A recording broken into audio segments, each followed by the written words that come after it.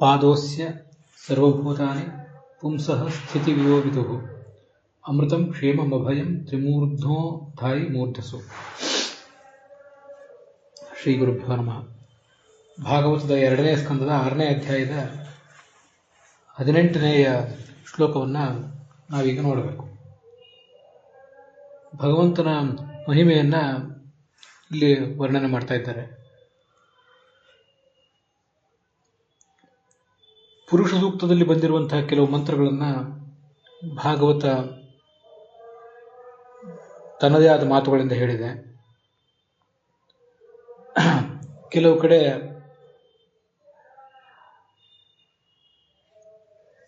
ಪುರುಷ ಸೂಕ್ತದಲ್ಲಿ ಬಂದಿಲ್ಲದೆ ಇರುವಂತಹ ವಿಷಯಗಳನ್ನು ಕೂಡ ವರ್ಣನೆ ಮಾಡಿದೆ.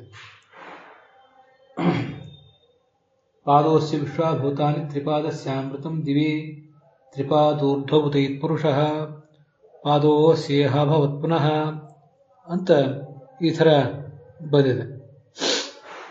ಆ ಮಂತ್ರವನ್ನು ಇಲ್ಲಿ ಭಾಗವತ ಮತ್ತೊಂದು ಮಾತಿನಿಂದ ವರ್ಣನೆ ಮಾಡಿದೆ ಅಷ್ಟೆ.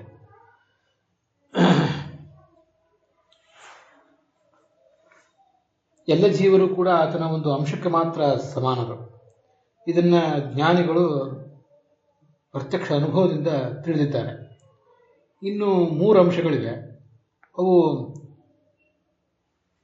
ಶ್ವೇತದ್ವೀಪ, ಅನಂತಾಸನ, ವೈಕುಂಠ ಅನ್ನುವ ಲೋಕಗಳಲ್ಲಿವೆ. ಅವನೇ ಅವುಗಳನ್ನು ತಲೆಯ ಮೇಲೆ ಹೊತ್ತಿದ್ದಾನೆ. ತ್ರಿಮೂರ್ಧ ಎಂಬ ರೂಪದಿಂದ, 3 ತಲೆಯುಳ್ಳಂತಹ ರೂಪದಿಂದ ಅದನ್ನು ಆತ ಹೊತ್ತಿದ್ದಾನೆ ಅಂತ ಹೀಗೆ ಈ ಶ್ಲೋಕ ವರ್ಣನೆ ಮಾಡ್ತದೆ. ಪಾದೋಸ್ಯ ಸರ್ವಭೂತಾನಿ ಅನ್ನೋದರ ಬದಲು ಪಾದೇಶು ಸರ್ವಭೂತಾನಿ ಅಂತ ಅನೇಕ ಜನ ಪಾಠ ಇಟ್ಕೊಂಡಿದ್ದಾರೆ. ಶ್ರೀಧರರ ಪಾಠದಲ್ಲಿ ಹಾಗೆ ಕಾಣಿಸಿಬರ್ತದೆ.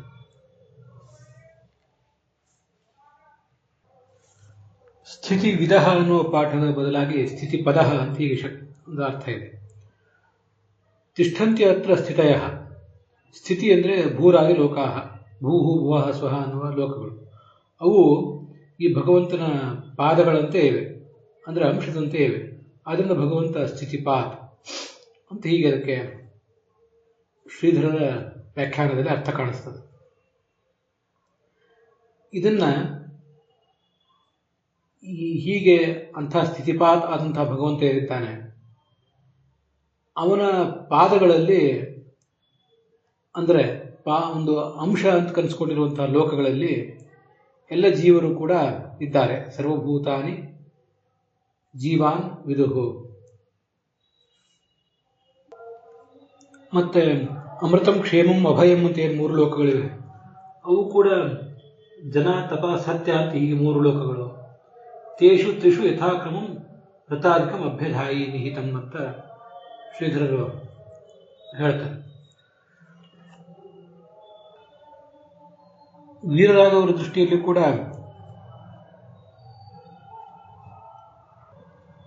ಪಾದೇಶು ಸರ್ವಭೂತಾನಿ ಅಂತಲೇ ವ್ಯಾಖ್ಯಾನ, ಮತ್ತೆ ಸ್ಥಿತಿ ಪದೋ ವಿದುಹು ಅಂತಲೇ ಪಾಠ.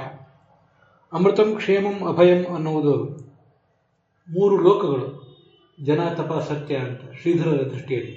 ಆದರೆ ವೀರರಾಘವರ ದೃಷ್ಟಿಯಲ್ಲಿ ಅವು ಭಗವಂತನ 3 ಗುಣಗಳು ಅಂತ ಹೀಗೆ ಕಾಣ್ತವೆ. ಅಮೃತ ಅಂದರೆ ಮರಣ ಮೊದಲಾದ ವಿಕಾರ ಇಲ್ಲದೆ ಇರೋದು, ಅಭಯ ಅಂದರೆ ಮರಣ ಪ್ರಯುಕ್ತವಾದ ಭಯ ಇಲ್ಲದೆ ಇರೋದು, ಕ್ಷೇಮ ಅಂದರೆ ಇಷ್ಟವನ್ನ ಹೊಂದಿರೋದು, ಯಾವತ್ತೂ ಆನಂದವನ್ನೇ ಹೊಂದಿರುವುದು ಅಂತ ಹೀಗೆ ವೀರರಾಘವರ ವ್ಯಾಖ್ಯಾನದಲ್ಲಿ ಕಾಣಿಸ್ತದೆ. ಭಗವಂತ ಮರಣ ರಾಹಿತ್ಯವನ್ನ, ಮರಣ ಪ್ರಯುಕ್ತವಾದ ಭಯ ರಾಹಿತ್ಯವನ್ನ, ಹಾಗೆ ಇಷ್ಟಪ್ರಾಪ್ತಿ ಅಂದರೆ ಅದು ಕ್ಷೇಮ, ಅದನ್ನು ಭಕ್ತರಿಗೆ ಕೊಡ್ತಾನೆ ಅಂತ ಹೀಗೆ ಆ ವ್ಯಾಖ್ಯಾನವನ್ನು ನೋಡಿದರೆ ಅನಿಸ್ತದೆ. ಆದರೆ ಆಚಾರ್ಯ ದೃಷ್ಟಿಯಲ್ಲಿ ಪಾದೋಸ್ಯ ಸರ್ವಭೂತಾನಿ ಅಂತಲೇ ಪಾಠ. ಅದು ಪುರುಷ ಸೂಕ್ತದಲ್ಲಿ ಹಾಗೆ ಬಂದಿರುವುದನ್ನು ಗಮನಿಸಬೇಕು. ಪುಂಸಃ ಸ್ಥಿತಿ ವಿದೋ ವಿದುಹು ಅಂತ ಪಾಠ. ಸ್ಥಿತಿ ವಿಧ ಅಂತ ಅನ್ನೋದಕ್ಕೆ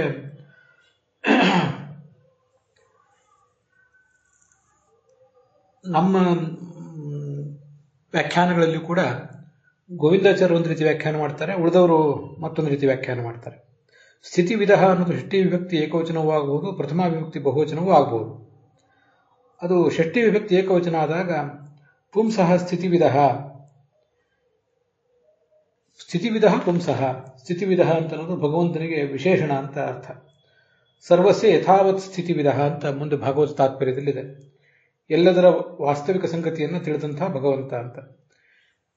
ಹಾಗೆ ಅರ್ಥ ಮಾಡೋದಕ್ಕಿಂತ ಉಳಿದವರು ಯಾದವಾರ್ಯರು ಮೊದಲಾದವರು ಅರ್ಥ ಮಾಡಿದಂತೆ ಸ್ಥಿತಿವಿಧ ಅನ್ನೋದನ್ನ ಈ ವಾಕ್ಯದಲ್ಲಿ ಕರ್ತೃ ಅಂತ ಇಟ್ಕೊಂಡ್ರೆ ಚೆನ್ನಾಗಿರ್ತದೆ. ಸ್ಥಿತಿವಿಧ ಭಗವಂತನ ಸ್ಥಿತಿಗತಿಗಳನ್ನು ಬಲ್ಲಂತಹ ಜ್ಞಾನಿಗಳು ಅಂತ ಅದಕ್ಕೆ ಅರ್ಥ ಮಾಡೋದು ಒಳ್ಳೆಯದು. ಹಾಗೆ ಮಾಡಿದಾಗ ವಿದುಹು ಅನ್ನೋದ್ರಲ್ಲಿ ಏನು ಒಂದು ಕ್ರಿಯಾಪದ ಇದೆ, ಆ ಕ್ರಿಯಾಪದಕ್ಕೊಂದು ಕರ್ತೃ ಸಿಕ್ಕಾಗ್ತದೆ. ಸ್ಥಿತಿವಿಧ ಅಂತ ಅನ್ನೋದನ್ನ ಪರಮಪುರುಷನಾದ ಭಗವಂತನಿಗೆ ಅನ್ವಯ ಮಾಡಿದರೆ ಆವಾಗ ಕರ್ತೃಪದವನ್ನು ಅಧ್ಯಾಹಾರ ಮಾಡ್ಕೊಳ್ಬೇಕಾಗ್ತದೆ. ಹಾಗೆ ಅಧ್ಯಾಹಾರ ಮಾಡ್ಕೊಳ್ಳೋದು ತಪ್ಪೇನಲ್ಲ, ಆದರೆ ಅದಕ್ಕಿಂತ ಸ್ಥಿತಿವಿಧ ಅಂತ ಅನ್ನೋದು ಚೆನ್ನಾಗಿರ್ತದೆ. ಭಗವಂತನ ಸ್ಥಿತಿ ಗತಿಗಳನ್ನು ಬಲ್ಲವರು ಅಂತ ಅದರ ಅರ್ಥ. ತಥಾ ಸಮಂ ವಿಷ್ಣು ಗತಿಂ ವಿಪಸ್ಥಿತ ಅಂತ ಈ ಗತಿ ಸ್ಥಿತಿ ಅನ್ನೋದನ್ನೆಲ್ಲ ಭಗವಂತನ ಮಹಿಮೆ, ಆತನ ಆಳ ಅಗಲಗಳು ಅನ್ನೋ ಅರ್ಥದಲ್ಲಿ ಬೇರೆ ಬೇರೆ ಕಡೆ ಪ್ರಯೋಗ ಮಾಡಿದ್ದಾರೆ. ಹಾಗೆ ಇಲ್ಲೂ ಕೂಡ ನಾವು ಅದನ್ನ ತಿಳಿಬಹುದು. ಭಗವಂತನ ಮಹಿಮೆಯನ್ನ ದುರತ್ಯಯ ಅಂತ ಹೇಳಿದ್ರಲ್ಲ, ಯಾರೂ ಆತನ ಮಹಿಮೆಯನ್ನು ತಿಳಿಯುವುದು ಸಾಧ್ಯ ಇಲ್ಲ, ಅದನ್ನು ಮೀರುವುದು ಸಾಧ್ಯ ಇಲ್ಲ ಅಂತ. ಅದು ಹೇಗೆ ಅಂತ ಪ್ರಶ್ನೆ ಬಂದಾಗ ಅದಕ್ಕೆ ಪಾದೋಸ್ಯ ಸರ್ವಭೂತಾನಿ ಅನ್ನೋ ಮಾತು ಉತ್ತರ ಕೊಟ್ಟಿದೆ ಅಂತ ವಿಜಯಧ್ವಜರು ಹೇಳ್ತಾರೆ. ಭಗವಂತನಿಗೆ ಸ್ವರೂಪಾಂಶ ಭಿನ್ನಾಂಶ ಅಂತ ಎರಡು ಥರದ ಅಂಶಗಳಿವೆ. ಅದರ ಮುಂದೆ ಭಾಗವತ ತಾತ್ಪರ್ಯಕ್ಕೆ ಅನುಗುಣವಾಗಿ ನೋಡೋಣ. ಎಲ್ಲ ಜೀವರು ಕೂಡ ಈ ಭಗವಂತನ ಅಂಶರೇ, ಆದರೆ ಭಿನ್ನರಾದಂತಹ ಅಂಶರು. ಹೀಗೆ ಜ್ಞಾನಿಗಳಾದಂಥವರು ವರ್ಣನೆ ಮಾಡ್ತಾರೆ. ದೊಡ್ಡ ಬೆಂಕಿಯ ಜ್ವಾಲೆಯನ್ನು ಉರಿತಾ ಇದ್ರೆ ಅದರಿಂದ ಹೊರಗೆ ಬಂದಂತಹ ಒಂದು ಕಿಡಿ ಆ ಜ್ವಾಲೆಯ ಒಂದು ಅಂಶವೇ, ಆದರೆ ಆ ದೊಡ್ಡ ಜ್ವಾಲೆಗೆ ಇರಬೇಕಾದ ಶಕ್ತಿ ಆ ಕಿಡಿಗಿಲ್ಲ. ಹಾಗೆ ಭಗವಂತನ ಭಿನ್ನಾಂಶವೇ ಆದಂತಹ ಜೀವರಿಗೆ ಆ ಭಗವಂತನ ಮಹಿಮೆ ಇಲ್ಲ ಅಂತ ಅಭಿಪ್ರಾಯ ಆಗ್ತದೆ.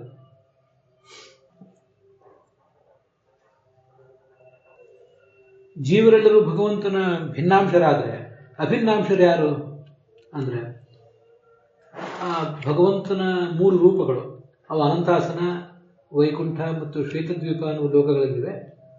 ಆ ರೂಪಗಳೇ ಭಗವಂತನ ಅಭಿನ್ನಾಂಶಗಳು. ಮುಂದೆ ಭಾಗವತ ತಾತ್ಪರ್ಯವನ್ನು ಅದು ನೋಡಿದಾಗಲೇ ಸ್ಪಷ್ಟ ಆಗ್ತದೆ.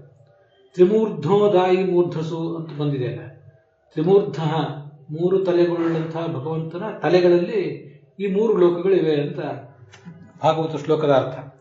ಅಲ್ಲಿ ತ್ರಿಮೂರ್ಧ ಅನ್ನೋ ಶಬ್ದಕ್ಕೆ ವಿಜಯಧ್ವಜರೊಂದು ವಿಚಿತ್ರವಾದ ಅರ್ಥವನ್ನು ತೋರಿಸಿಕೊಟ್ಟಿದ್ದಾರೆ ನಮಗೆ.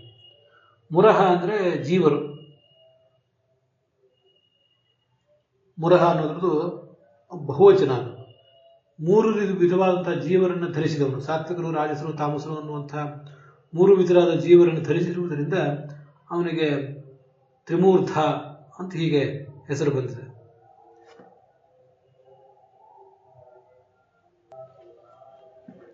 ಆ ಭಗವಂತನ ಅಮೃತ ಎಂಬ ರೂಪ, ಅಮೃತ ಅಂದ್ರೆ ಅದು ಅನಂತಾಸನ ಎಂಬ ಲೋಕದಲ್ಲಿರುವಂತಹ ಅನಂತಾಸನ ಎಂಬ ರೂಪಕ್ಕೆ ಅಮೃತ ಅಂತ ಹೀಗೆ ಹೆಸರು.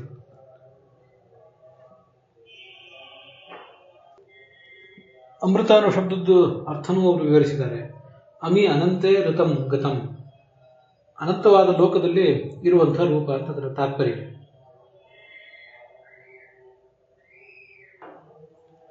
ವೈಕುಂಠ ಎಂಬ ರೂಪ ಏನಿದೆ ಅದು ವೈಕುಂಠ ಲೋಕದಲ್ಲಿದೆ.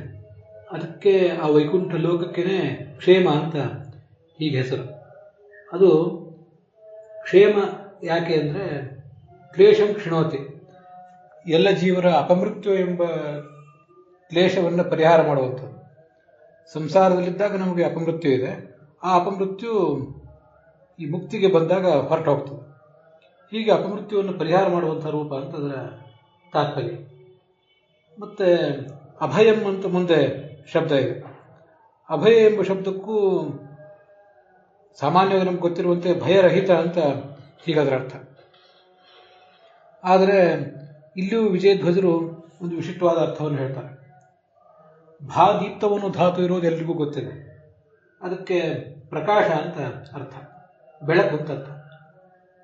ಆಭ ಅಂದರೆ ಅದು ಅನ್ನೋದು ನಿಷೇಧ ಅನ್ನೋದನ್ನು ತಿಳಿಸುವಂತಹ ಶಬ್ದ. ಹಾಗಾಗಿ ಆಭ ಅಂದರೆ ಬೆಳಕಿಗೆ ವಿರುದ್ಧವಾದದ್ದು ಅಂತ ಅರ್ಥ. ಬೆಳಕಿಗೆ ವಿರುದ್ಧವಾದದ್ದು ನೀರು. ಆಭಾನಿ ಜಲಾನಿ. ಬೆಳಕಿನ ಮೇಲೆ ನೀರು ಬಿದ್ದರೆ ಆ ಬೆಳಕು ಆರಿ ಹೋಗ್ತದೆ, ನಮಗದೆಲ್ಲ ಗೊತ್ತಿದೆ. ಆದ್ರಿಂದ ಆಭ ಅಂದರೆ ಜಲ. ಆಭಾನಿ ಆಪ್ನೋತಿ, ಆ ನೀರನ್ನ ಆತ ಆಶ್ರಯಿಸಿಕೊಂಡಿದ್ದಾನೆ. ನೀರನ್ನ ಯಾಕೆ ಆಶ್ರಯಿಸಿಕೊಂಡಿದ್ದಾನೆ ಅಂದರೆ ಪ್ರಳಯ ಜಲಧಿಯಲ್ಲಿ ಮಲಗಿರ್ತಾನೆ. ಆದ್ರಿಂದ ಆತನಿಗೆ ಅಭಯ ಅಂತ ಹೀಗೆ ಹೆಸರು. ಅವನಿಗೆ ನಾರಾಯಣ ಅಂತ, ಅಭಯಂ ನಾರಾಯಣಾಖ್ಯಂ. ಶ್ವೇತದ್ವೀಪದಲ್ಲಿರುವಂತಹ ಪದ್ಮನಾಭ ಅಂತ ಅವನಿಗೆ ಹೆಸರು. ಅವನಿಗೆ ನಾರಾಯಣ ಅಂತ ಕೂಡ ಹೆಸರಿದೆ. ಅವನ ಪುರಕ್ಕೆ ನಾರಾಯಣಪುರ ಅಂತ ಕರೀತಾರೆ. ನಮಗದು ಮುಂದೆ ಕಂಡು ಬರ್ತದೆ. ಮುಂದೆ ಯಾದವಾರ್ಯರು ಇದಕ್ಕೆ ವ್ಯಾಖ್ಯಾನ ಮಾಡಿದ್ದನ್ನ ಈಗ ಗಮನಿಸೋಣ. ಅಮೃತಂ ಕ್ಷೇಮಂ ಅಭಯಂ, ಈಗಾಗಲೇ ಅದನ್ನು ನೋಡಿದ್ದೀವಿ. ಅಮೃತ ಎಂಬ ಶಬ್ದದಿಂದ ವಾಚ್ಯವಾದ್ದು ಅನಂತಾಸನ. ಅನಂತಾಸನ ಎಂಬ ಲೋಕದಲ್ಲಿ ಅನಂತಾಸನ ಎಂಬ ಶಬ್ದದಿಂದಲೇ ಅಥವಾ ಅಮೃತ ಎಂಬ ಶಬ್ದದಿಂದಲೇ ವಾಚ್ಯನಾದ ಭಗವಂತನೂ ಇದ್ದಾನೆ.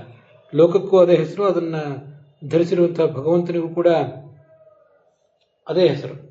ಕ್ಷೇಮ ಪದ ವಾಚ್ಯ. ಕ್ಷೇಮ ಅಂದರೆ ವೈಕುಂಠ. ಆ ವೈಕುಂಠದಲ್ಲಿ ವೈಕುಂಠ ಎಂಬ ಹೆಸರಿನಿಂದಲೇ, ಕ್ಷೇಮ ಎಂಬ ಹೆಸರಿನಿಂದಲೇ ಭಗವಂತ ಇದ್ದಾನೆ. ಮುಂದೆ ಅಭಯ ಎಂಬ ಶಬ್ದದಿಂದ ವಾಚ್ಯವಾದ್ದು ಶ್ವೇತದ್ವೀಪ. ಅದರಲ್ಲಿ ಪದ್ಮನಾಭ ಅಥವಾ ಅಭಯ ಎಂಬ ಶಬ್ದ ವಾಚ್ಯನಾಗಿ ಅವನೇ ಇದ್ದಾನೆ. ಅವನಿಗೆ ನಾರಾಯಣ ಅಂತ ಕೂಡ ಹೆಸರಿದೆ. ಮುಂದೆ ಅದನ್ನು ಅನಂತಾಸನ ವೈಕುಂಠ ನಾರಾಯಣ ಪುರಾಣಿತು ಅಂತ ಮುಂದೆ ಶ್ಲೋಕ ಬಂದಿದೆ. ಶ್ವೇತದ್ವೀಪ, ಅನಂತಾಸನ, ವೈಕುಂಠ. ಶ್ವೇತದ್ವೀಪಕ್ಕೆ ನಾರಾಯಣ ಅಂತ, ನಾರಾಯಣಪುರ ಅಂತ ಒಂದು ಹೆಸರಿದೆ. ಶ್ವೇತದ್ವೀಪಕ್ಕೆ ನಾರಾಯಣಪುರ ಅಂತ ಹೆಸರಾದ್ಮೇಲೆ ಅಲ್ಲಿರುವಂತಹ ಭಗವಂತನಿಗೂ ಕೂಡ ನಾರಾಯಣ ಅಂತಲೇ ಹೀಗೆ ಹೆಸರಾಗ್ತದೆ. ಪದ್ಮನಾಭನೂ ಹೌದು, ಅಭಯನೂ ಹೌದು, ನಾರಾಯಣನೂ ಹೌದು. ಹೀಗೆ ಆತನನ್ನು ಹೇಳುವಂಥ ಶಬ್ದಗಳವು. ಭಾಗವತ ತಾತ್ಪರ್ಯದಲ್ಲಿ ಸ್ವರೂಪಾಂಶೋ ವಿಭಿನ್ನಾಂಶ ಇತಿ ದ್ವೇಧಾಂಶ ಇಷ್ಯತೆ. ಅಂಶ ಅಂದರೆ ಎಲ್ಲವೂ ಕೂಡ ಅಭಿನ್ನ ಆಗಿರಬೇಕು ಅಂತಲೇ ಅರ್ಥ ಅಲ್ಲ. ಭಗವಂತನ ಸ್ವರೂಪಾಂಶಗಳು ಮತ್ತು ಭಿನ್ನಾಂಶಗಳು ಅಂತ ಹೀಗೆ ಬೇರೆ ಬೇರೆ ಥರದ ಅಂಶಗಳಿವೆ. ಅದರಲ್ಲಿ ಈ ಮೂರು ಲೋಕಗಳಲ್ಲಿ, ಭಗವಂತನ ಶಾಶ್ವತವಾದ ಲೋಕಗಳಲ್ಲಿರುವಂತಹ ರೂಪಗಳನ್ನು ಸ್ವರೂಪಾಂಶ ಅಂತ ಹೀಗೆ ವರ್ಣನೆ ಮಾಡ್ತಾರೆ. ಜೀವ ಇಮೇ ವಿಭಿನ್ನಾಂಶ.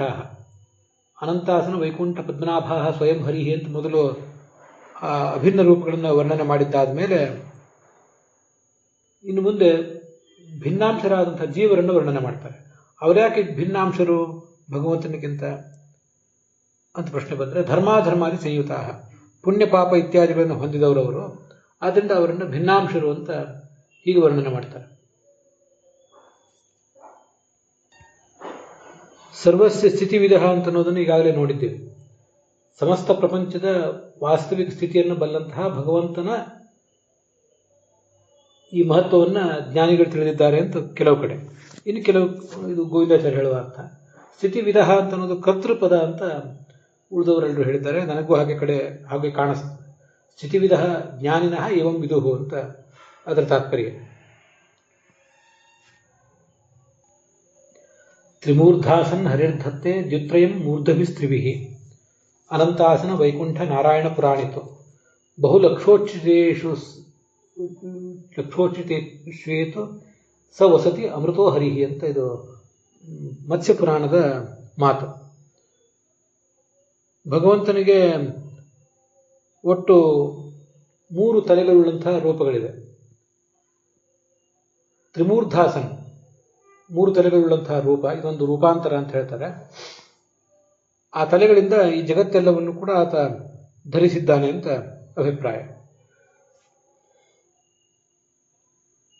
ಅನಂತಾಸನ ವೈಕುಂಠ ನಾರಾಯಣ ಪುರಾಣಿ ಅಂತ ಬಂದಿದೆಯಲ್ಲ, ಅಲ್ಲಿ ನಾರಾಯಣ ಅಂದ್ರೆ ಪದ್ಮನಾಭ ಅಂತ ಅರ್ಥ. ಅದಕ್ಕಾಗಿ ಯಾದವಾರ್ಯರು ನಾರಾಯಣ ಪದ್ಮನಾಭ ಅಂತ ಅರ್ಥ ಬರೆದಿದ್ದಾರೆ. ಅಭಯ ಅನ್ನುವ ಹೆಸರು ಶ್ವೇತದ್ವೀಪಕ್ಕೆ ಮತ್ತೊಂದಿದೆ. ಅಲ್ಲಿ ಪದ್ಮನಾಭ ಎಂಬ ಹೆಸರಿನಿಂದ, ಅಭಯ ಎಂಬ ಹೆಸರಿನಿಂದ ಅಥವಾ ನಾರಾಯಣ ಎಂಬ ಹೆಸರಿನಿಂದ ಭಗವಂತ ಇದ್ದಾನೆ. ಆದ್ದರಿಂದ ಅದನ್ನು ನಾರಾಯಣಪುರ ಅಂತ ಹೀಗೆ ಹೇಳ್ತಾರೆ. ಈ ಮೂರು ಲೋಕಗಳಿಗೂ ಕೂಡ ದ್ಯು ಎಂಬ ಹೆಸರಿದೆ. ಅದಕ್ಕಾಕೆ ಮೂರು ಲೋಕಗಳಿಗೂ ದ್ಯು ಅನ್ನೋ ಹೆಸರು ಅಂತ ಪ್ರಶ್ನೆ ಬಂದರೆ, ಬಹುಲಕ್ಷೋಚ್ಯುತೇಶ್ವೇಷು ಸ ವಸತಿ ಅಮೃತೋ ಹರಿಹಿ ಅಂತ ಭಾಗವತ ತಾತ್ಪರ್ಯ ಅದಕ್ಕೆ ಕಾರಣ ಕೊಟ್ಟಿದೆ. ಅನೇಕ ಲಕ್ಷ ಯೋಜನೆ ಎತ್ತರದಲ್ಲಿವೆ. ಭೂಹು ಭುವಃ ಸ್ವಹ ಅಂತ ಮೂರು ಲೋಕಗಳನ್ನು ಪರಿಗಣನೆ ಮಾಡಿದಾಗ ಈ ರೀತಿಯಾದ ವರ್ಣನೆ. ಭೂಲೋಕ ಆದಮೇಲೆ ಭುವಃ ಲೋಕ ಇರೋದು, ಅದಕ್ಕೆ ಅಂತರಿಕ್ಷ ಅಂತಾರೆ. ಅದಕ್ಕಿಂತ ಮೇಲಿನ ಎಲ್ಲ ಲೋಕಗಳನ್ನು ದ್ಯುಲೋಕ ಅಂತ ಹೀಗೆ ವರ್ಣಿಸ್ತಾರೆ. ಈ ಧಾಮತ್ರಯಗಳು ಅಮೃತ, ಕ್ಷೇಮ, ಅಭಯ, ಶ್ವೇತದ್ವೀಪ, ಅನಂತಾಸನ, ವೈಕುಂಠ ಇವೆಲ್ಲವೂ ಕೂಡ ಬಹಳ ಎತ್ತರದಲ್ಲಿರೋದ್ರಿಂದ ಅವೆಲ್ಲದಕ್ಕೂ ದ್ಯು ಅಂತ ಹೀಗೆ ವರ್ಣಿಸ್ತಾರೆ. ಇದನ್ನು ಯಾದವಾರರು ಛಾಂದೋಗ್ಯ ಉಪನಿಷತ್ ಭಾಷ್ಯದ ಒಂದು ಮಾತನ್ನು ಉದ್ಧರಿಸಿ ಇಲ್ಲಿ ಅರ್ಥ ಹೇಳ್ತಾರೆ. ಪ್ರಾಯ ಮಾಂಡೂಕೋಪನಿಷತ್ತಿರಬೇಕು. ಅಲ್ಲಿಯೂ ಕೂಡ ಸ್ವಯಮಾತ್ಮ ಚತುಷ್ಪಾತ್ ಅಂತ ಭಗವಂತನ ಬಗ್ಗೆ ಹೇಳಿದ್ದಾರೆ. ನಾವು ಅದನ್ನು ಇಲ್ಲಿ ನೋಡುವುದೇನು ಬೇಕಾಗಿಲ್ಲ.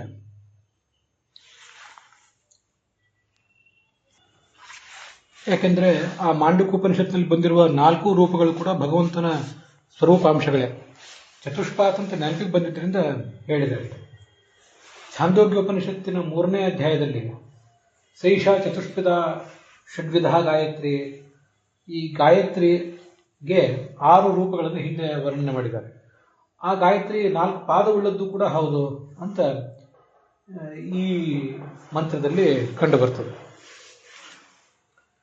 ಗಾಯತ್ರಿ ನಾಮಕೋ ವಿಷ್ಣು ಚತುಷ್ಪಾತ್ ಸಂಪ್ರಕೀರ್ತಿತ ಅಂತ.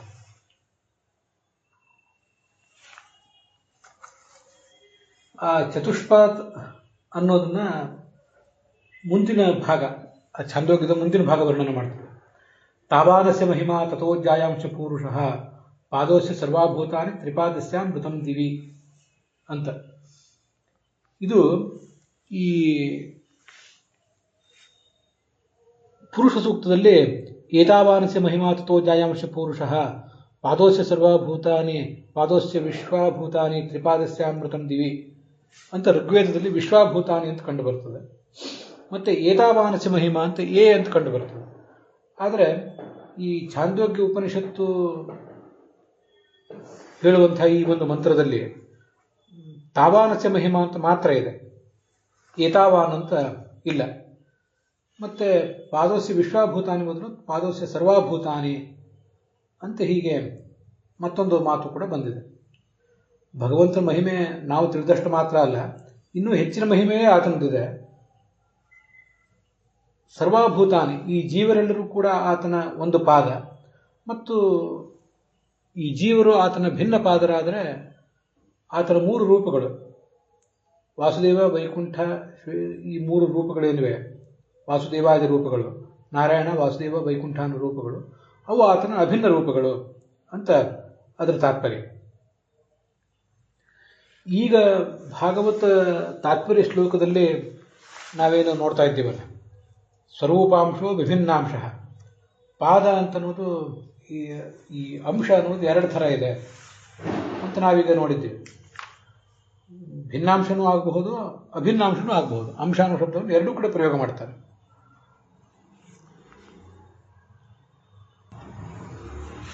ಅದೇ ಥರ ಛಾಂದೋಗ್ಯ ಭಾಷ್ಯದಲ್ಲೂ ಕೂಡ ಭಿನ್ನಪಾದಾಹ ಸರ್ವಜೀವಾಹ ತಸ್ಯ ಸಾದೃಶ್ಯ ಮಾತ್ರತಃ, ಎಲ್ಲ ಜೀವರನ್ನು ಆ ಭಗವಂತನ ಭಿನ್ನ ಪಾದರು ಅಂತ ವರ್ಣನೆ ಮಾಡ್ತಾರೆ. ಅಂದಾಗಿ ಇಲ್ಲಿ ಪಾದ ಮತ್ತು ಅಂಶ ಅಂದರೆ 2ಕ್ಕೂ ಒಂದೇ ಅರ್ಥ. ಸ್ವರೂಪಪಾದ ವಿಷ್ಣುವಸ್ತು ತ್ರಯೋಹಿ ದಿವಿ ಸಂಸ್ಥಿತಾ, ಆ ಭಗವಂತನ 3 ಪಾದಗಳು ಅವು ದ್ಯುಲೋಕದಲ್ಲಿ ಇವೆ. ನಾರಾಯಣ, ವಾಸುದೇವ, ವೈಕುಂಠ ಅಂತಲೇ ಅದಕ್ಕೆ ಹೆಸರು. ಈಗೇನು ಛಾಂದೋಗ್ಯ ಭಾಷೆ ನೋಡ್ತಾ ಇದ್ದೀವಿ, ಇಲ್ಲೇ ಬಹುಲಕ್ಷೋಚ್ಯುತೆ ನಿತ್ಯೆ ಪರತೋ ಲಕ್ಷಯೋಜನಾತ್ ಸರ್ವಂ ದ್ಯೌರಿತಿ ವಿಜ್ಞೇಯಂ ಅಂತ ಯಾದವಾರ್ಯರು ಉದ್ಧರಿಸಿದ ಭಾಗ ಇದೇ ಛಾಂದೋಗ್ಯ ಉಪನಿಷತ್ತಿನ ಈ ಭಾಗದಲ್ಲೇ ಬಂದಿದೆ.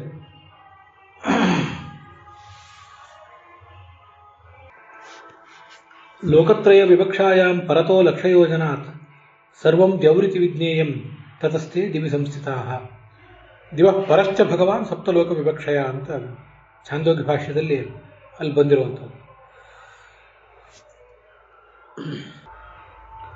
ಲೋಕಗಳನ್ನು ನಾವು ಅನೇಕ ರೀತಿಯಾಗಿ ವಿಂಗಡಿಸಬಹುದು.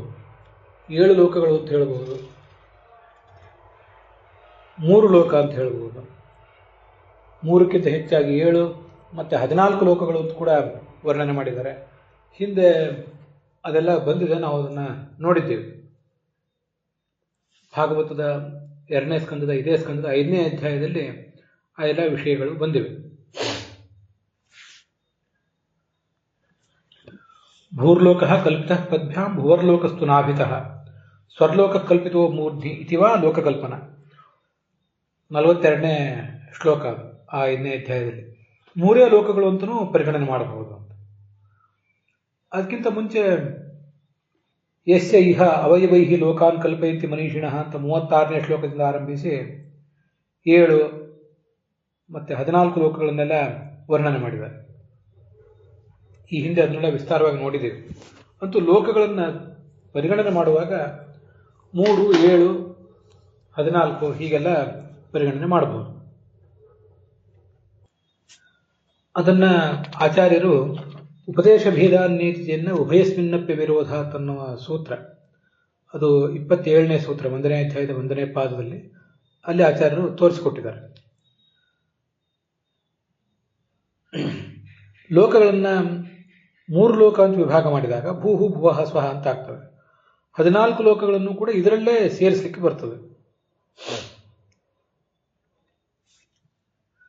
ಅಲ್ಲಿ ಭೂಲೋಕ ಅಂದ್ರೆ ನಾವು ವಾಸ ಮಾಡುವಂತಹ ಭೂಲೋಕ, ಇದಕ್ಕಿಂತ 1 ಲಕ್ಷ ಯೋಜನ ಎತ್ತರದಲ್ಲಿ ಅಂತರಿಕ್ಷ ಲೋಕ ಇದೆ, ಅದೇ ಭುವಃ ಅಂತ ಕರೆಸ್ಕೋತದೆ. ಅದರ ಮೇಲಿಂದೆಲ್ಲವೂ ಕೂಡ ದ್ಯುಲೋಕ ಅಂತ ಅನಿಸಿಕೊಳ್ತದೆ. ಛಾಂದೋಗ್ಯ ಭಾಷ್ಯದಲ್ಲಿ ನಾವೀಗಾಗಲೇ ನೋಡಿದಂತೆ ಶ್ವೇತದ್ವೀಪಾದಿ 3 ವಿಷ್ಣುಧಾಮಗಳು ಕೂಡ 1 ಲಕ್ಷ ಯೋಜನಕ್ಕಿಂತಲೂ ಹೆಚ್ಚು ಅರ್ಥಾತ್ ಅಂತರಿಕ್ಷ ಲೋಕಕ್ಕಿಂತಲೂ ಮೇಲೆ ಇರುವುದರಿಂದ ಅವೆಲ್ಲವೂ ಕೂಡ ದ್ಯುಲೋಕದಲ್ಲಿ ಇದ್ದಂತೆನೆ.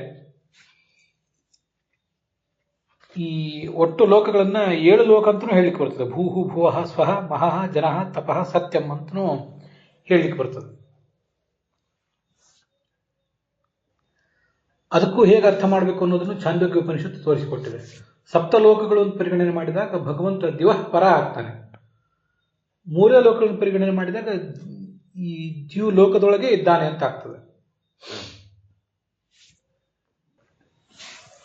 ಪೃಥಿವ್ಯಾಂ ದೇವ್ರ ಮಹಾಮೇರು ಆಕಾಶೇ ಸೂರ್ಯಮಂಡಲಂ ದಿವೀಂದ್ರ ಸದನಂ ಚೈವ ತತಃ ಪರೇ ತತ್ಪರೇತು ದಿವಃ ಪರೇ ಅಂತ ಛಾಂದೋಗ್ಯ ಉಪನಿಷತ್ನಲ್ಲಿ ಮುಂದೆ ಕೆಲವು ಮಂತ್ರಗಳ ನಂತರ ಬರುವಂತಹ ಮಾತು. ಈ ಪೃಥ್ವಿ ಸ್ತರ ಅಂದರೆ ಭೂ ಸ್ತರ, ಭುವಃ ಲೋಕದ ಸ್ತರ ಮತ್ತು ಸ್ವರ್ಲೋಕದ ಸ್ತರ, ಒಟ್ಟು ಹೀಗೆ ಇಷ್ಟು ಸ್ತರಗಳು. ಈ ಪೃಥ್ವಿ ಲೋಕದಲ್ಲಿ ಮೇರು ಪರ್ವತ ಅನ್ನೋದು ದ್ಯುಲೋಕ ಅಂತ ಕರೆಸ್ಕೊಂಡಿದೆ. ಅದರ ಮೇಲ್ಭಾಗದಲ್ಲಿರುವಂತಹ ಅನಂತಾಸನವು ದಿವಃಪರ ಆಯಿತು. ಅಂತರಿಕ್ಷ ಲೋಕದಲ್ಲಿ ಸೂರ್ಯಮಂಡಲ ಇದೆ, ಅದು ದ್ಯುಲೋಕ. ಅದರ ಮೇಲೆ ಶ್ವೇತದ್ವೀಪ ಇದೆ, ಅದು ದಿವಃಪರ ಆಗ್ತದೆ. ಸ್ವರ್ಗಲೋಕದಲ್ಲಿ ಇಂದ್ರನ ಅರಮನೆ ದ್ಯುಲೋಕ ಅಂತ ಕರೆಸ್ಕೊಂಡಿರ್ತದೆ. ಅದರ ಮೇಲಿರುವಂತಹ ವೈಕುಂಠ ಲೋಕಕ್ಕೆ ದಿವಃಪರ ಅಂತ ಹೀಗೆ ಹೆಸರು ಹೇಳ್ತಾರೆ. ಹೀಗೆ 3, 7 ಅನ್ನೋದೆಲ್ಲ ಆಯಾ ವ್ಯಕ್ತಿ ಹೇಗೆ ಶಬ್ದ ಪ್ರಯೋಗ ಮಾಡ್ತಾನೆ ಅನ್ನೋದನ್ನು ಮಾತ್ರ ಹೊಂದಿಕೊಂಡಿದೆ. ನಾವು ಮನೆಯ ಹೊರಭಾಗದಲ್ಲಿ ಜಗಲಿ ಮೇಲೆ ಕೂತ್ಕೊಂಡಿದ್ದಾಗ ಯಾರು ನಮ್ಮನ್ನ ದೂರದವರು ದೂರವಾಣಿ ಮೂಲಕ ಕೇಳ್ತಾರೆ ಎಲ್ಲಿದ್ದೀರಿ ಅಂತ. ನಾವು ಮನೆಯಲ್ಲಿದ್ದೀವಿ ಅಂತ ಹೇಳ್ತೇವೆ. ಯಾಕಂದ್ರೆ ಆತ ನಮ್ಮ ಮನೆಯನ್ನು ಬಿಟ್ಟು ಬಹಳ ದೂರ ಇದ್ದಾನೆ. ಈಗ ನೀನು ಮನೆಯಲ್ಲಿದ್ದೀಯೋ ಮಾರುಕಟ್ಟೆಯಲ್ಲಿದ್ದೀಯೋ, ನಾನು ನಿನ್ನ ಭೇಟಿ ಮಾಡಬೇಕು, ಎಲ್ಲಿ ಬರಬೇಕು ಅಂತ ಕೇಳಿದಾಗ ಮನೆಯಲ್ಲಿದ್ದೀನಿ ಅಂತ ಉತ್ತರ ಹೇಳ್ತಾನೆ ಇವನು. ಆವಾಗ ಮನೆ ಅಂದ್ರೂ ಮನೆ ಹೊರಗಿರುವಂತಹ ಜಗಲಿಯೂ ಒಂದೇ ಆಗ್ತದೆ. ಇನ್ನು ನಾವು ಮನೆಯ ಜಗಲಿಯಲ್ಲಿ ಕೂತಿದ್ದೇವೆ. ಮನೆಯ ಒಳಗಿರುವವರು ಯಾರೋ ಒಬ್ಬರು, ಪತ್ನಿಯೋ ಯಾರೋ ಒಬ್ಬರು, ಎಲ್ಲಿದ್ದೀರಿ ಅಂತ ಕೇಳ್ತಾರೆ.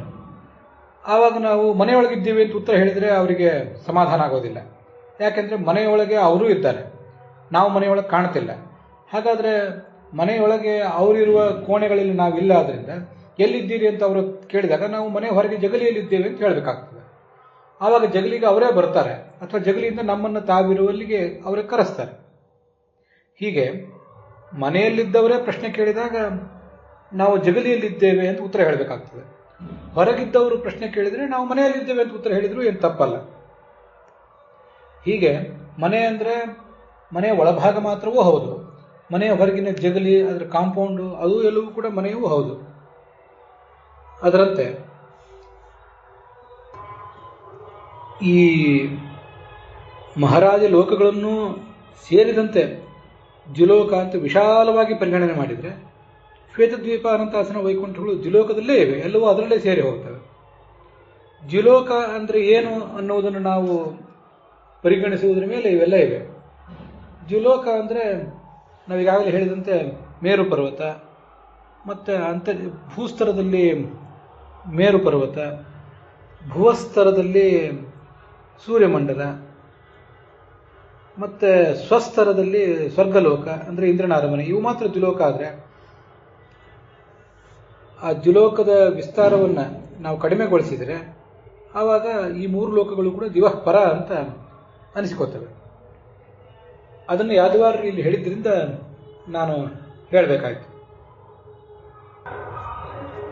ಇಲ್ಲಿ ಭಾಗವತ ತಾತ್ಪರ್ಯದಲ್ಲಿ ಬಹುಲಕ್ಷೋಚ್ಛಿತೇಶು ಅಂತ ಬಂದಿದೆ. ಚಾಂದೋಗ್ಯ ಭಾಷ್ಯದಲ್ಲಿ ಲಕ್ಷ ಯೋಜನಾತ್ ಸರ್ವಂ ಅಂತ ಬಂದಿದೆ. ಒಂದು ಲಕ್ಷ ಯೋಜನದಷ್ಟು ಮೇಲೆ ಇರುವಂತಹ ಅಂತರಿಕ್ಷ ಏನಿದೆ, ಅಂತರಿಕ್ಷ ಲೋಕ, ಅದರ ಮೇಲಿರುವ ಲೋಕಗಳೇ ದ್ಯು ಅಂತ ಕರೆಸ್ಕೋತವೆ. ಅಂದ ಮೇಲೆ ಅನೇಕ ಲಕ್ಷ ಯೋಜನ ಎತ್ತರದಲ್ಲಿರುವಂತಹ ಈ ಮೂರು ಲೋಕಗಳು ಅವು ದ್ಯು ಅಂತ ಕರೆಸ್ಕೊಳ್ಳೋದ್ರಲ್ಲಿ ಏನು ಆಶ್ಚರ್ಯ ಇದೆ? ತದಸ್ಥಿತಿ ಕಿಂ ವಾಚ್ಯಂ, ಇದು ಯಾದವಾರ್ಯರ ಮಾತು. ಆದ್ರಿಂದಲೇ ಬಹುಲಕ್ಷೋಚ್ಯುತೇಶು ಅಂತ ಇಲ್ಲಿ ಭಾಗವತ ತಾತ್ಪರ್ಯದಲ್ಲಿ ಮತ್ಸ್ಯ ಪುರಾಣದ ಮಾತನ್ನು ತೋರಿಸಿದ್ದಾರೆ.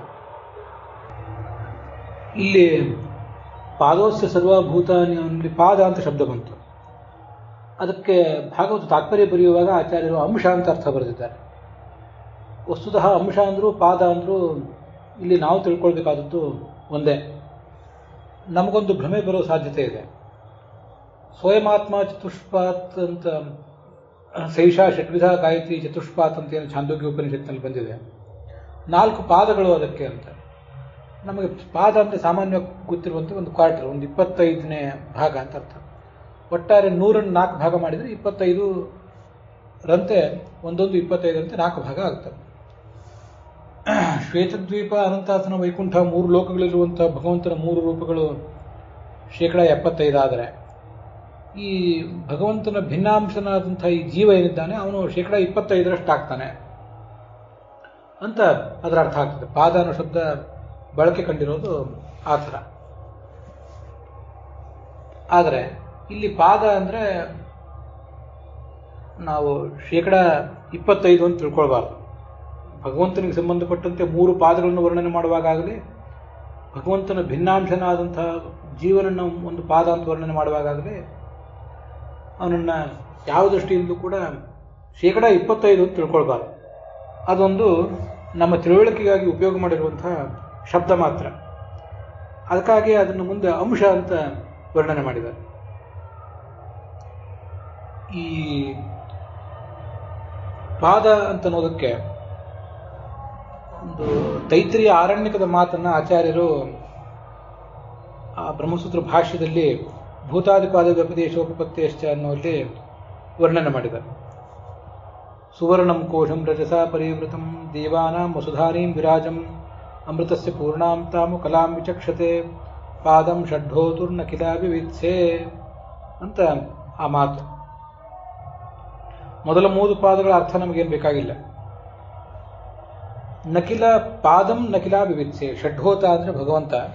ಆ ಭಗವಂತನ ಒಂದು ಪಾದಕ್ಕೂ ಇದು ಸಮಾನ ಆಗಲಿಲ್ಲ ಅಂತ ಅದರ ತಾತ್ಪರ್ಯ.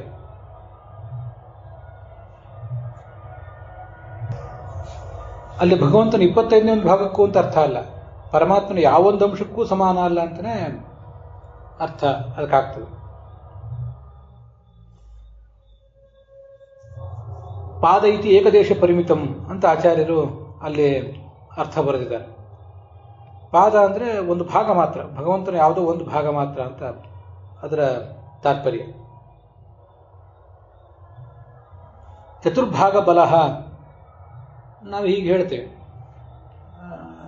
ನಮ್ಮ ಅಣ್ಣ ಅಥವಾ ನಮ್ಮ ಊರಿನಲ್ಲಿರುವಂಥ ಒಬ್ಬ ಜಟ್ಟಿ, ಆ ಜಟ್ಟಿಯ ಕಾಲು ಭಾಗ ಮಾತ್ರ ಬಲ ನನಗಿದೆ ಅಂತ ನಾನು ಹೇಳ್ಕೊಳ್ತೇನೆ. ಹಾಗೆ ಹೇಳಿದಾಗ ಆ ಜಟ್ಟಿಗೆ ಏನು 100% ಬಲ ಇದೆ, ಅದರಲ್ಲಿ ಒಂದು ಕಾಲು ಭಾಗ, ಅದೇ ಆ 4 ಭಾಗಗಳ ಪೈಕಿ ಒಂದು ಭಾಗ ನನ್ನಲ್ಲಿದೆ ಅಂತ ಹೇಳಿದರೆ, ಜಟ್ಟಿಗೆ 3 ಭಾಗ ಇದೆ, ಒಂದು ಭಾಗ ನನ್ನಲ್ಲಿದೆ ಅಂತ ಹೀಗೆ ಹೇಳಿದಂತೆ ಆಗ್ತದೆ. ಹಾಗಾದ್ರೂ ಮೇಲ್ನೋಟಕ್ಕೆ ಅರ್ಥ ಆಗ್ತದೆ, ಆದರೆ ವಸ್ತುತಃ ಹಾಗ್ಯಾರು ಅರ್ಥ ಮಾಡ್ಕೊಳ್ಳೋದಿಲ್ಲ. ನಮ್ಮ ಮನೆಯಲ್ಲಿ 100 ರೂಪಾಯಿ ಇದೆ, ಆ 100 ರೂಪಾಯಿ ಪೈಕಿ ಒಂದು 25 ರೂಪಾಯಿನ ನಮ್ಮ ತಂದೆಯವರು ನನಗೆ ಇಟ್ಕೊಳ್ಳಿಕ್ಕೆ ಕೊಟ್ಟಿದ್ದಾರೆ ಅಂತ ಆದಾಗ ಇನ್ನು ಉಳಿದ 75 ಅವರಲ್ಲಿದೆ, ಇನ್ನು 25 ನನ್ನಲ್ಲಿದೆ ಅಂತ ಅರ್ಥ ಆಗ್ತದೆ. ಆದರೆ ನಮ್ಮೂರಿನಲ್ಲಿ ಖ್ಯಾತನಾದಂತಹ ಜಟ್ಟಿ ಏನಿದ್ದಾನೆ, ಅವನ ಕಾಲು ಭಾಗ ಮಾತ್ರ ನಾನು ಅಂತ ಹೇಳಿದಾಗ ಒಂದು ಕಾಲು ಭಾಗ ಬಲವನ್ನು ತೆಗೆದುಕೊಂಡು ಆತ ತನ್ನ ದೇಹದಿಂದ ತೆಗೆದು ನನಗೆ ಇಟ್ಕೊಳ್ಳಿಕ್ಕೆ ಕೊಟ್ಟಿದ್ದಾನೆ ಅಂತ ಅರ್ಥ ಅಲ್ಲ. ನನಗಿರುವಂಥ ಬಲ ಬೇರೆನೆ, ಅವನಿಗಿರುವಂಥ ಬಲ ಬೇರೆನೆ. ಅವನಿಗಿರುವಂಥ ಪೂರ್ಣ ಬಲದ 25% ಸಮಾನವಾದ ಬಲ ನನಗಿದೆ ಅಂತ ಅರ್ಥ. ಆ ಸಮಾನತೆಯನ್ನೇ ನಾವು ತಿಳ್ಕೊಳ್ಬೇಕು, ಹೊರತು ಅವನದೇ ಬಲ ನನ್ನ ದೇಹದಲ್ಲಿ ಬಂದಿದೆ ಅಂತ ನಾವು ತಿಳ್ಕೊಳ್ಳೋದು ಸಾಧ್ಯ ಇಲ್ಲ. ಇದು ಪ್ರಸಿದ್ಧವಾಗುತ್ತಿದೆ ಎಲ್ಲ ಕಡೆ.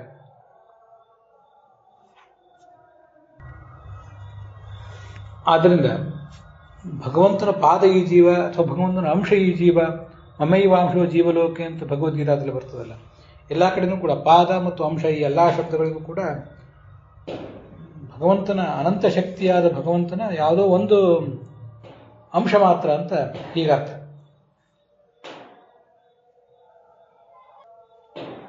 ವಸ್ತುತಃ ಭಗವಂತನ ಅನಂತ ಶಕ್ತಿಯಾದ ಭಗವಂತನ ಯಾವ ಒಂದು ಅಂಶಕ್ಕೂ ನಾವು ಸಮಾನರಲ್ಲ. ಇದನ್ನ ನಾವು ಸರ್ವಮೂಲಕ್ಕನುಗುಣವಾಗಿ ತಿಳ್ಕೊಳ್ಬೇಕು. ಗೀತಾ ಪ್ರಸ್ಥಾನದಲ್ಲಿ ಆಚಾರ್ಯರು ನಾರದ ಪುರಾಣದ ಮಾತೊಂದನ್ನು ಉದ್ಧರಿಸ್ತಾರೆ. ವಿಷ್ಣು ಮಾಹಾತ್ಮ್ಯ ದೇಶಸ್ಯ ಪುನಃ ವಿಭಕ್ತಸ್ಯ ಕೋಟಿಧ ಪುನಶ್ಚಾನಂತಧಾತಸ್ಯ ಪುನಶ್ಚಾನಂತಧಾ ತಥಾ ನೈಕಾಂಶತಮ ಮಾಹಾತ್ಮ್ಯಾಹ ಶ್ರೀಶೇಷ ಬ್ರಹ್ಮಶಂಕರಾ ಅಂತ. ವಿಷ್ಣುವಿನ ಅನಂತ ಮಾಹಾತ್ಮ್ಯ ಏನಿದೆ ಅದರಲ್ಲಿ ಒಂದು ಲೇಷವನ್ನ ನಾವು ಹೊರಗೆ ತೆಗೆಯೋಣ. ಹೊರಗೆ ತೆಗೆಯೋದಂದ್ರೆ ಬೌದ್ಧಿಕವಾಗಿ ಹೊರಗೆ ತೆಗೆಯೋದಷ್ಟೇ, ಹಾಗೆ ಕಲ್ಪನೆ ಮಾಡ್ಕೊಳ್ಳೋದಷ್ಟೇ. ಅದನ್ನ ಮತ್ತೆ ಕೋಟಿ ಭಾಗ ಮಾಡೋಣ. ಆ ಒಂದು ಭಾಗ ಏನು ಬಂತು ಅದನ್ನು ಮತ್ತೆ ಕೋಟಿ ಭಾಗ, ಅದನ್ನು ಮತ್ತೆ ಅನಂತ ಭಾಗ, ಅದನ್ನು ಮತ್ತೆ ಅನಂತ ಭಾಗ, ಹೀಗೆಲ್ಲ ಮಾಡ್ತಾ ಹೋಗೋಣ. ಬೌದ್ಧಿಕವಾಗಿ ಬೇರ್ಪಡಿಸಿ ಎಕ್ಸ್ ಅಂತ ಬರಿತಾ ಇಟ್ಕೊಳ್ಳೋಣ. ಮೊದಲನೇದ್ದು X1, ಎರಡನೇದು X2, ಆಮೇಲೆ X3 ಅಂತ ಹೀಗೆಲ್ಲ ಅದನ್ನು ಬರಿತಾ ಹೋಗೋಣ. ಕೊನೆ ಎಷ್ಟು ಬಾರಿ ಮಾಡಿದರೂ ಕೂಡ ಕೊನೆಗೊಂದು ಎಕ್ಸ್ ಏನು ಉಳಿದಿರ್ತದೆ, ಆ ಎಕ್ಸಿಗೂ ಸಮಾನರಲ್ಲ ಶ್ರೀಶೇಷ ಬ್ರಹ್ಮಶಂಕರ. ಲಕ್ಷ್ಮೀದೇವಿಯಾಗಲಿ, ಚತುರ್ಮುಖನಾಗಲಿ, ರುದ್ರನಾಗಲಿ ಭಗವಂತನ ಅನಂತ ಮಹಾತ್ಮ್ಯದ ಪೈಕಿ ಯಾವೊಂದು ಅಂಶಕ್ಕೂ ಸಮಾನರಲ್ಲ ಅನ್ನುವುದು ನಾವು ಭಗವಂತನನ್ನು ಉಪಾಸಿಸಬೇಕಾದಂಥ ಒಂದು ಸಂಗತಿ. ಭಗವಂತನಿಗೂ ನಮಗೂ ಇರುವ ಸಂಬಂಧ ಎಂಥದ್ದು ಅಂದರೆ ಈ ಥರದ ಸಂಬಂಧ. ಇದನ್ನೇ ನಾವು ಶಾಸ್ತ್ರದಲ್ಲಿ ವೇದವ್ಯಾಸರು ಹೇಳಿದ್ದನ್ನು ಅನುಸಂಧಾನ ತಂದ್ಕೋಬೇಕು. ಪಾದ ಅಂತ ಯಾಕೆ ಶಬ್ದ ಪ್ರಯೋಗ ಮಾಡ್ತಾರೆ ಅಂದರೆ ಬುದ್ಧ್ಯರ್ಥ ಪಾದವತ್ ಅಂತ ಮುಂದೊಂದು ಸೂತ್ರ ಇದೆ ಬ್ರಹ್ಮಸೂತ್ರದಲ್ಲಿ. ಜೀವೇಶ್ವರ ಸಂಬಂಧ ಜ್ಞಾಪನಾರ್ಥಂ ಅಪ್ರಸಿದ್ಧೋಪಿ ಪಾದ ಯಥಾ ಪಾದಶಬ್ದೇನ ವ್ಯಪದಿಶ್ಯತೆ.